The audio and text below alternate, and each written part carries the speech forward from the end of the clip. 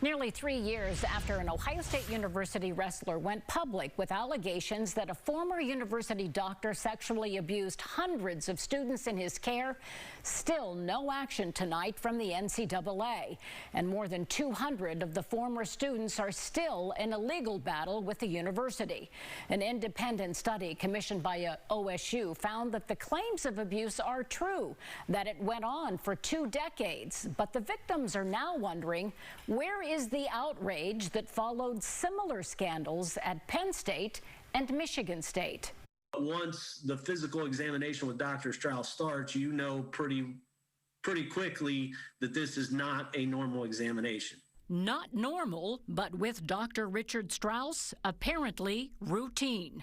If I would have said, no, doc, I don't think that's necessary, he'd say, well, that's what I need to do to clear you. So do you want to compete this weekend or not? The culture at that time was to make Ohio State win. I mean, that's what we were about. We were about athletics and winning. 20 years worth of sexual groping and assault, documented in an independent study commissioned by the university. Victims telling nearly identical stories. Coaches, trainers, administrators admitting they knew. This is just not a football team thing. This is not a wrestling thing. This is across sports. And I find it incredibly disturbing, the decades that it went on. I'm seeking that the university step up and create some accountability and change. This still affects me today. A lot of the football players are remaining anonymous, aren't they?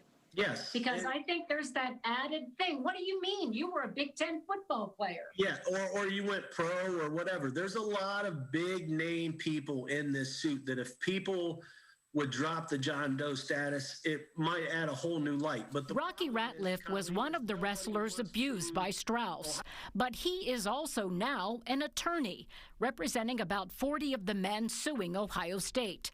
Half of his clients are John Does, meaning they refuse to publicly identify themselves as victims, even as they now plead with the NCAA to investigate. We saw the NCAA move in to Penn State. The victims were children.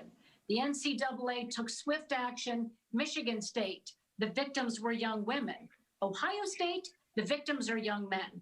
Is that part of the problem? Yeah, without a doubt.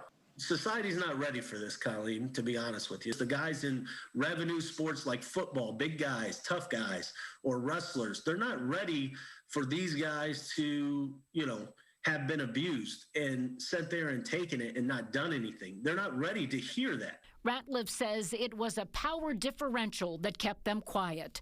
The noted doctor, the teenage athletes, many of them dependent on scholarships. My family had tough financial experiences when I was younger, and that was my ticket. That was it. So they kept quiet back then. So did the university, allowing Dr. Strauss to retire with emeritus status, leaving hundreds of victims with scars and regrets.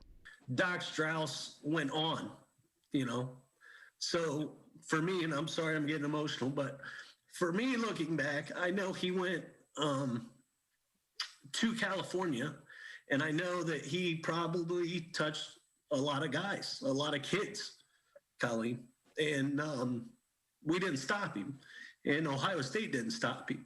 They let him do it to us and then other people. My calls to the NCAA have not been returned. Tonight at 6, we reported on claims from former wrestlers that they complained about Strauss and the abuse directly to their coaches, including current Congressmember Jim Jordan. You can see that report at NBC4i.com. Some great journalism there.